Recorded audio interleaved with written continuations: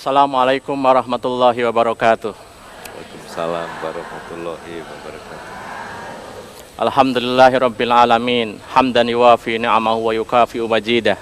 Ya Rabbana lakal hamdu kama yanbaghi li jalalika wa 'azimi sultanik. Amma ba'd.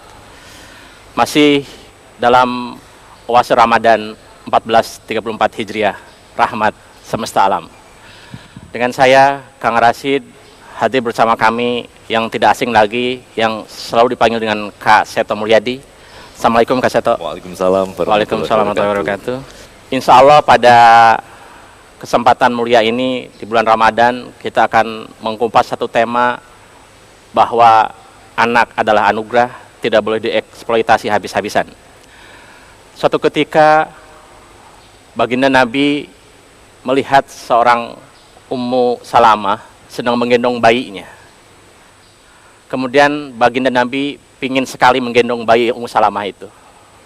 Kemudian sang Nabi menggendongnya itu bayi. Selanjutnya berapa menit kemudian itu bayi pipis digendong badan yang suci itu. Bagaimana sikap orang tuanya Ummu Salamah ketika itu? Beliau ketakutan, khawatir pipis anaknya mengganggu kesucian baginda Nabi. Lantas dia bersikap tidak senonoh, merebut dari tangan baginda Nabi, ditarik oleh ibunya. Apa yang terjadi pada sikap Rasulullah ketika itu? Rasul menarik kembali. Ya Ummu Salamah, hati-hati. Renggutan tanganmu akan menghitam garis hitam di hati anak ini sampai kiamat kelak. Ini satu sikap hebat baginda Nabi kepada anaknya. Ternyata renggutan sekeras itu. Betul sekali seorang bunda menjaga kesucian baginda Nabi. Tetapi Rasul biarkan itu anak pipis. Dia sedang belajar. Karena lebih dahsyat renggutan orang tua itulah yang akan menggores hitam di hatinya itu anak-anak. Dalam kisah ini ingin berbagi dengan Kak Seto. Itu sang bayi. Sekarang itu terjadi pada usia SD, usia SMP. Kekerasan terjadi tidak hanya dari orang tuanya. Juga fenomena di alam Jakarta yang metropolis ini juga tidak ada ruang kid corner untuk anak-anak. Mana ruang untuk anak-anak? Mana ruang untuk anak-anak kita yang supaya terjaga dari kekerasan itu? Tanggapan Kak Seto bagaimana Kak Seto? Ya, saya kira itu menjadi bahan pembelajaran kita semua ya. Rasulullah saja sangat memperhatikan bahwa mungkin jubah beliau itu dicuci sebentar juga bersih. Tapi hati anak yang terluka karena diregut dengan paksa, itu akan membuat hitam kelam dan akan dibawa terus sampai akhir hayatnya. Jadi saya kira kita para orang tua juga perlu meneladani beliau.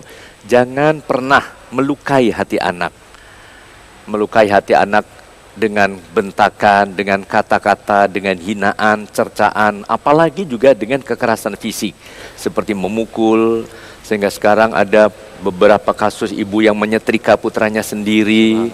Seorang ayah yang melindaskan kakinya putranya sampai putus, ya. Kemudian bahkan membenturkan ke dinding, menenggelamkan dan sebagainya. Jadi mohon kekerasan sekecil apapun juga kita hindari karena kita meneladani pada keteladanan Rasulullah. Dan juga kekerasan ini termasuk juga misalnya diskriminasi. Kadang-kadang kita mencintai, membanggakan putra kita yang matematikanya dapat 100. Tapi begitu dapat 40-50, diomelin habis-habisan. Padahal anak ini pintar mengaji, pintar menyanyi, pintar menggambar, pintar menari. Seolah-olah cerdas matematika itu lebih hebat dari cerdas mengaji, cerdas menari, menggambar dan sebagainya. Jadi putra-putra kita ini kan ibarat aneka bunga warna-warni di taman sari keluarga. Ada bunga mawar, bunga melati, bunga anggrek, bunga kenanga. Kalau ditanya mana yang paling indah, mana? Nah, Pak Kasur dalam lagunya kan mawar, melati, semuanya indah. Semua anak-anak indah, semua anak-anak cerdas. Perlu kita hargai, kita apresiasi. Jadi acungan jempol, ucapan bunda bangga kepadamu nak, itu perlu diberikan. Itu sebagai bentuk kasih sayang dan menghindari kekerasan.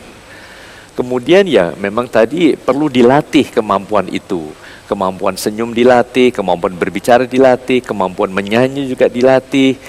Ya, nada-nada indah akan mewarnai suasana itu dengan suasana yang penuh kasih sayang, dan akhirnya hak anak untuk tumbuh dan berkembang juga bisa tercapai dengan optimal. Jangan sampai ada garis hitam di hati putra-putri kita yang tanpa sadar justru dilakukan orang yang mengaku cinta kepada anak-anak, yaitu kita sendiri. Jadi kalau anak-anak nakal, marilah kita lihat siapa sih yang pertama kali memberi contoh nakal ini. Itu. Kalau anak-anak senang ngomel, senang bantah, siapa yang memberi contoh mengomel? Kalau anak-anak tidak senyum, siapa yang memberi contoh? Makanya saya selalu menghimbau pelatihan-pelatihan ini dimulai dari pelatihan fisik tadi. Kemampuan berbicara yang lembut, senyuman yang indah. Kalau perlu sambil tidur sambil senyum, Bu. Nanti terus terbawa dalam mimpi yang indah, dan begitu bangun juga akan sangat indah. Begitu, Kang Rashid. Terima kasih Kak Seto. Memang sekali kita kalau berbicara tentang anak-anak, yang ada hanya tentang kesahduan dan anugerah, bahwa anak itu kadang kita belum punya anak, sudah 6 tahun, 12 tahun tidak punya anak, setelah punya anak diabaikan. Ada orang baru 2 tahun sudah punya anak, tidak terjaga. Sehingga bahwa itu anugerah, dia tidak merasa itu anugerah. Tadi betul sekali Ummu Salamah ditegur oleh Rasulullah SAW, itulah nasihat buat kita semua. Berkaitan kembali dengan itu, ada eksploitasi habis-habisan di sini Kak Seto, di negeri kita. Mohon komentarnya Kak Seto tentang kualitas itu. Iya, kadang-kadang masih kecil sudah dituntut jadi artis cilik gitu. Kadang-kadang didandani lebih menor dari siapapun juga yang ada yang sudah dewasa, dandannya juga mungkin dengan segala rok yang diangkat dan sebagainya. Kemudian juga itu tadi mungkin harus kursus ini, les itu, bukan demi kepentingan terbaik bagi anak, tapi lebih demi emosi kita sebagai orang tua. Kalau ditanya Mbak Yu, putranya sekolah di mana? Sekolah di itu yang dari internasional, dari Amerika dan sebagainya. Itu mahal loh Mbak Lujeng misalnya. Tanpa sadar anak mungkin tidak cocok di situ. Lebih baik mungkin di sekolah biasa, tapi yang lebih merakyat, yang tidak terlalu berat kurikulumnya, yang membuat anak bahagia. Dan kalau pulang sekolah jangan ditanya, tadi matematika dapat berapa? Kamu nyontek enggak? Kamu dapat pujian guru tidak? Bukan, tapi pulang sekolah senang tidak di sekolah. Ya, jadi pertanyaan itu menyangkut perasaan-perasaan anak. Gimana perasaanmu hari ini? Aduh, aku bahagia, tadi ibu guru mendongeng, tadi diajarin matematika tapi sambil nyanyi misalnya. Gimana perasaan pagi ini? Aduh, terima kasih Bunda sama hari ini tidak ngomel sama sekali. Itu bahagia sekali misalnya. Ya, nah, itu saya kira yang membuat suasana menjadi sejuk di dalam keluarga. Masih banyak sekali bahasan yang akan kita kupas, namun maaf harus jeda sejenak. Pemirsa jangan kemana-mana, Awas Ramadan akan segera kembali.